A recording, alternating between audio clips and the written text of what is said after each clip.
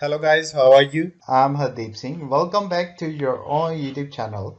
IELTS updates and recent exams. For more updates related to recent IELTS exam writing test topics, listening, reading, practice test, and speaking, you got guesswork. Please, guys, participate in everyday listening and reading practice test to achieve your desired band score in your actual IELTS exam. Please hit the like and subscribe button. Press the bell icon for the upcoming notifications. Don't forget like, subscribe and share my YouTube channel and my Facebook page, IELTS updates and recent exams. Part 1. You will hear a telephone conversation between a student and an employee at a university sports facility. First, you have some time to look at questions 1 to 5.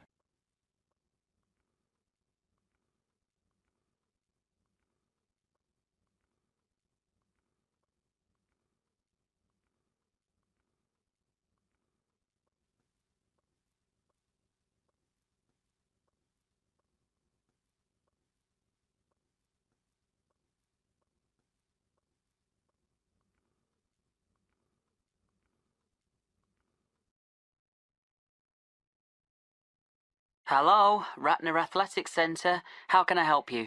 Yes, hi. I'm interested in finding out some information about membership. Certainly. Are you a student? No, is that a problem? I was a student here 2 years ago. All right, that's no problem. Current students get membership for no charge, but recreational memberships are also available for purchase for university faculty, staff, alumni, and retirees, as well as their spouses and children. OK, good. How much does it cost? For an alumnus, that's £240 annually, or £100 for a month. Oh, that's quite expensive. It's a shame I didn't take advantage of the athletics facility when I was a student here. I'll have to think about this. Well, we do offer a really excellent facility. For the cost, members have access to the Emily Pankhurst Fitness Centre, which is a beautiful exercise space, open and full of light. The fitness centre includes 2 weight circuits, free weights, rowing machines, elliptical trainers, recumbent and upright bicycles, step mills and treadmills, and many, many other activities. But the most prominent, and I'd have to say popular, feature of the Ratner Centre is the Dalton swimming pool. It's 50 metres by 25 metres and includes up to 20 lanes in the 25-metre dimension and 9 lanes in the 50-metre dimension, and also has 2 1-metre diving boards available. What activities specifically are you interested in? Yes, well, I'm interested in swimming and also in getting started with some weight training, although I've never tried it before in my life. I feel rather intimidated, actually. Is there instruction available? You know, someone to teach me to use the machines and maybe help me figure out a training program to reach my goals? Yes, we have personal trainers available for an additional cost.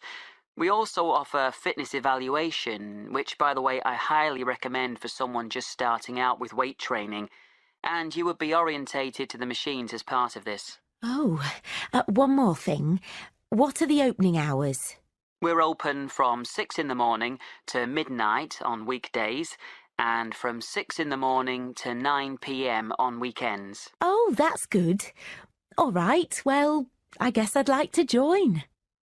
Before you hear the second conversation, you have some time to look at questions 6 to 10.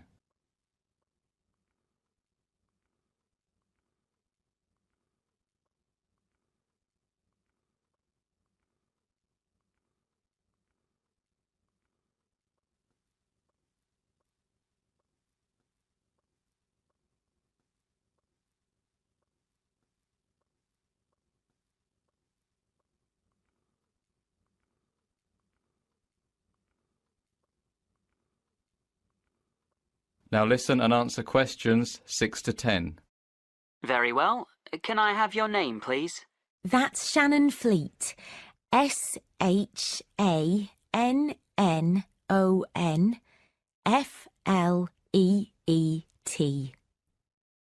Okay. And your address? 24 Whitehall Close, Newcastle. Sorry, can you please spell the street name for me? Yes, of course. That's WHITEHALLCLOSE.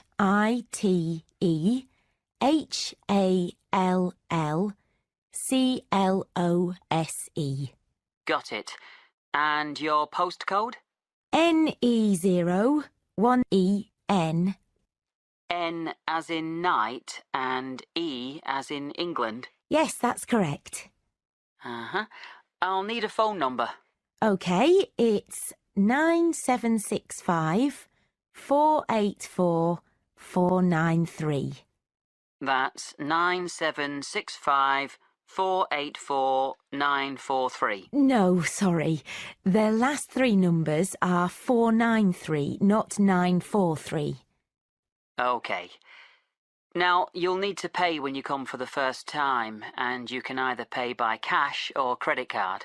I'll pay cash. Fine. And be sure to bring some sort of proof of address, like a bill or driver's licence. I don't drive. Will my electricity bill do? Yes, that's fine. And also bring a passport-sized photo so we can make up your membership card. OK, thanks. I'll come by this afternoon. That is the end of part 1. You now have half a minute to check your answers.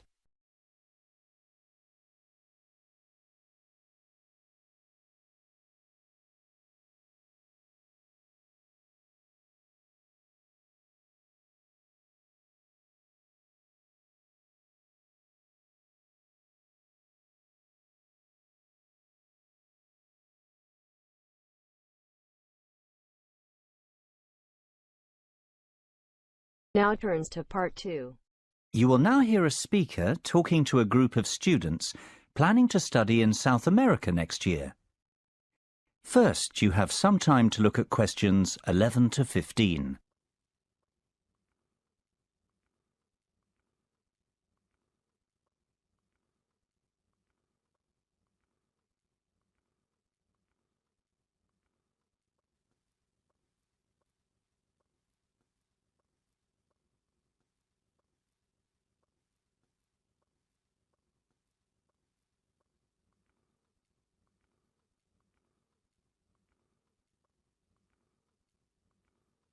Now listen carefully and answer questions 11 to 15.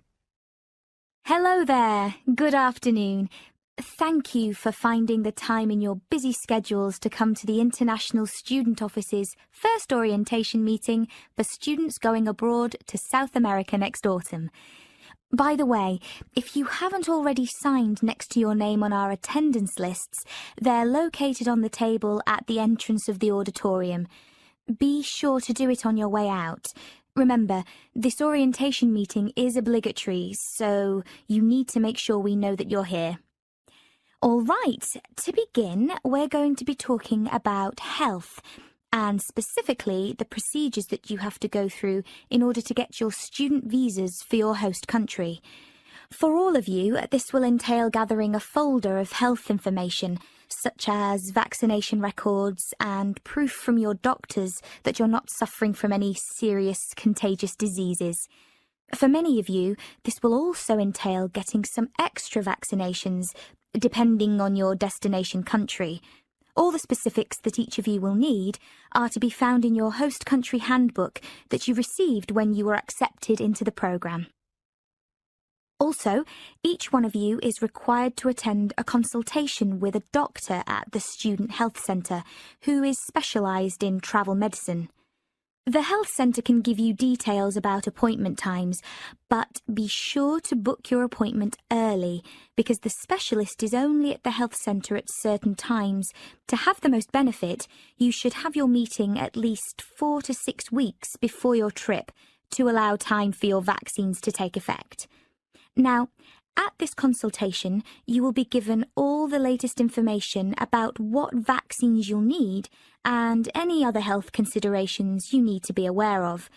If you'll need to take medication for malaria, for example, or what to expect in case of any existing health issues. Before you hear the rest of the lecture, you have some time to look at questions 16 to 20.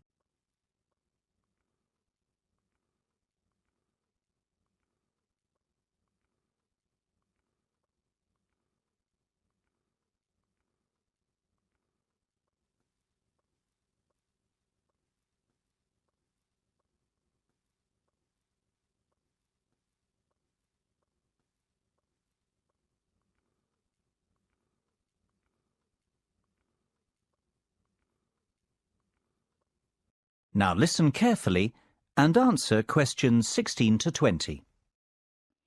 Now, I want to talk in a bit more detail about some important health issues that many of you will face. First of all, I want to say a few things about malaria, which will apply to most of you with South American destinations. In most South American countries, malaria is present in some areas, but not in others. In Brazil, for example, the Amazon basin is a high-risk area, while the coastal cities, such as Rio de Janeiro and Sao Paulo, have a very low risk of malaria. So, if you will be studying in Sao Paulo, you will not need to take medication for malaria. However, if you are studying in Sao Paulo and doing fieldwork somewhere in the Amazon basin, then you will need medication. Likewise, if you plan to travel into rural regions, then you will need medication. You should be realistic about what your plans are, and if you decide not to take malaria medication, keep informed and don't travel to a high-risk area. We've had 2 instances of students returning with malaria in the last 5 years, and both cases had to do with spontaneous travel after their studies to areas with a high risk of malaria. Of course, there are quite a few other insect-borne illnesses that can be caught, so it's essential to avoid being bitten as much as possible, even if you are taking malaria medication. To prevent insect bites, you should wear long-sleeved shirts and long trousers whenever possible, and use an insect repellent on any bare skin. You should also bring a flying insect spray to help clear rooms of mosquitoes. The product should contain a pyrethroid insecticide. Bed nets treated with permethrin, if you will not be sleeping in an air-conditioned or well-screened room, are also a very good idea. Although it's not always possible, it's best to remain indoors in a screened or air-conditioned area during the peak biting periods of dusk and dawn. Finally, in much of South America, there is a risk of schistosomiasis, a rather nasty parasitic infection that can be contracted in fresh water. So do not swim in fresh water, except in well-chlorinated swimming pools. Any questions so far? That is the end of part 2. You now have half a minute to check your answers.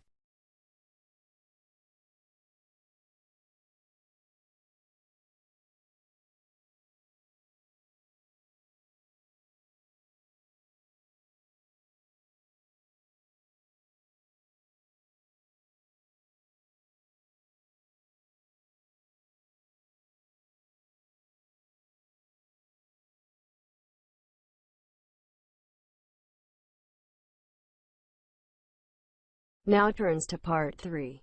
You will hear a conversation between a university student and a faculty advisor about the requirements for the student teaching semester. First, you have some time to look at questions 21 to 24.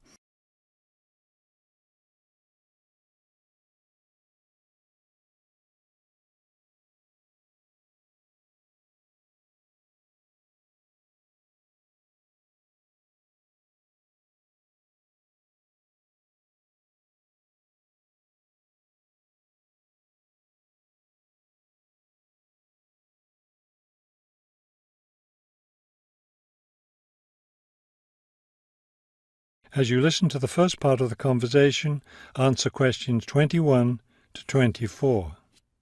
I'd like to go over with you today some of the requirements for your student teaching, which you'll be undertaking next semester. I'm really looking forward to working in a real classroom and teaching children, but I'm nervous about it too. One of my roles is to provide you with whatever support you may require. One thing that helps me do that is to know what you're doing in the classroom, so I require all my students to keep a journal about their teaching experience. That sounds like a lot of work. Will I have to write in it every day? Yes, if you can. You'll give it to me at the end of each week. Another thing I'll want from you is a few sample lesson plans. I'll let you know ahead of time exactly how I want you to do them. Several of us from the university will be student teaching at the same school, Are we supposed to get together regularly to discuss our work? I'll meet with each student teacher individually, but you aren't required to meet with each other. Of course, you can talk together as much as you want.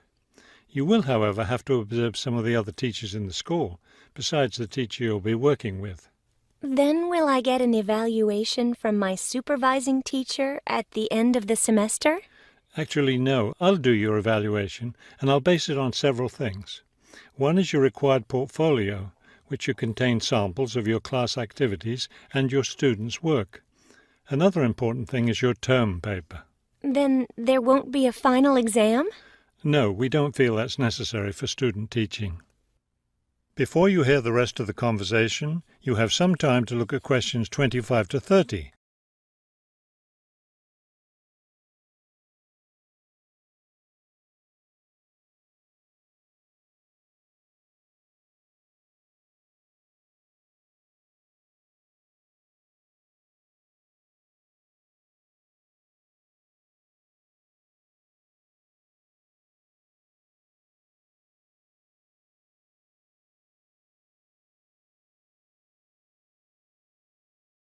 Now listen and answer questions 25 to 30.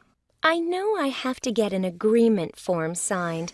Since you're my advisor, are you the one to do that? No, that form is for your supervising teacher to sign, to document that he or she agrees to have you in the classroom as a student teacher. Oh, I see. I'm concerned about the term paper I'll have to do and the evaluation process. I'm not sure I understand what I'm supposed to do. Regarding the term paper, the first thing is to choose a topic. It should be related to your teaching work. You should let me know your term paper topic by the end of the first week of the semester. Will you be observing me regularly in the classroom? Yes, and during the fourth week of the semester, we'll have our first evaluation meeting to discuss my observations.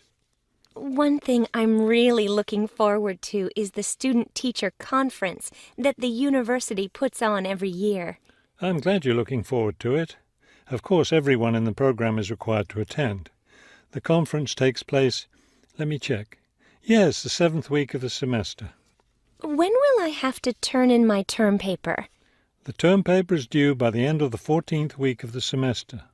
Then during the 15th and final week, we'll get together one last time for a semester review. Wow, it looks like I have a busy semester ahead of me. That is the end of part 3. You now have half a minute to check your answers.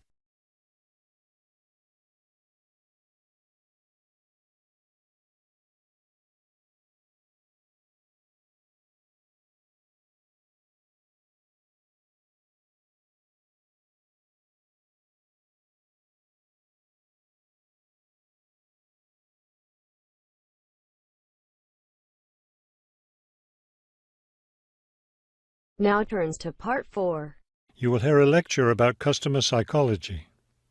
First, you have some time to look at questions 31 to 35.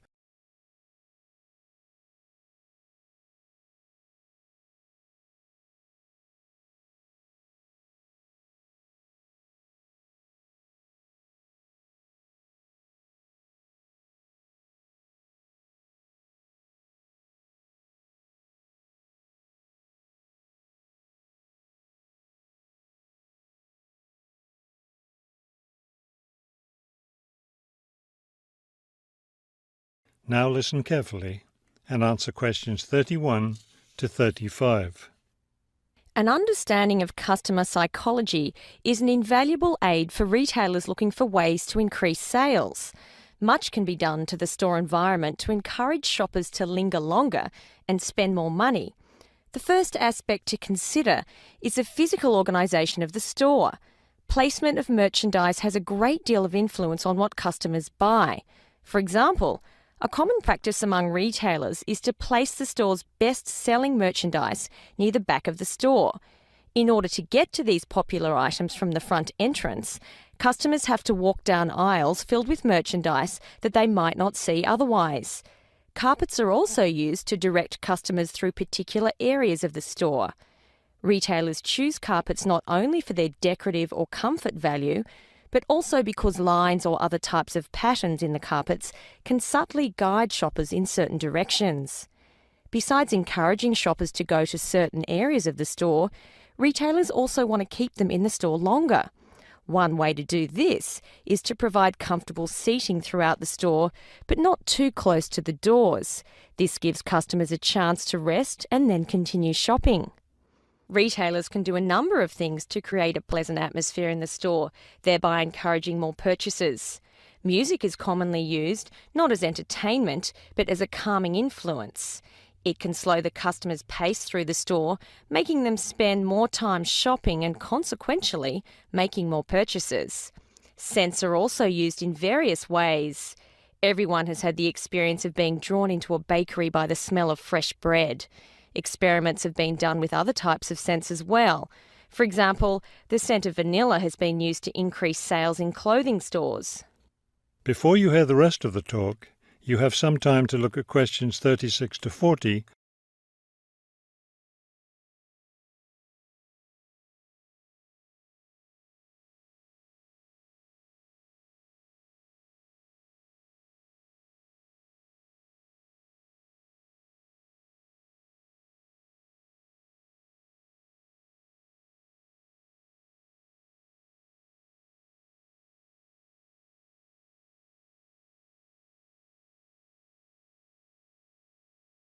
Now listen carefully and answer questions 36 to 40. Use of colour is another important aspect of store environment.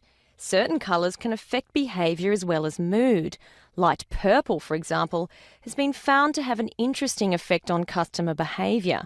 People shopping in an environment where light purple is the predominating colour seem to spend money more than shoppers in other environments. Orange is a colour that's often used in fast food restaurants. It encourages customers to leave faster, making room for the next group of diners. Blue, on the other hand, is a calming colour. It gives customers a sense of security, so it's a good colour for any business to use. In addition to using colour to create mood and affect customer behaviour, colour can also be used to attract certain kinds of customers to a business. Stores that cater to a younger clientele should use bold, bright colours, which tend to be attractive to younger people. Stores that are interested in attracting an older clientele will have more success with soft, subtle colours, as older people find these colours more appealing. That is the end of part 4. You now have half a minute to check your answers. So guys, don't forget like, subscribe and share my YouTube channel and my Facebook page. IELTS updates and recent exams. For more updates related to recent IELTS exam writing test topics, listening, reading, practice test and speaking, you got guesswork. Please guys, participate in everyday new IELTS listening and reading practice tests to achieve your desired band score in your actual IELTS exam. For more IELTS material, visit my official website www.ieltsupdatesandrecentexams.com. The link is given below in the description. If you need PDF files of latest IELTS material, then please join my Telegram channel. So guys, please write your score below the comment section. Again, thanks for listening. God bless you all guys. Stay tuned, stay safe.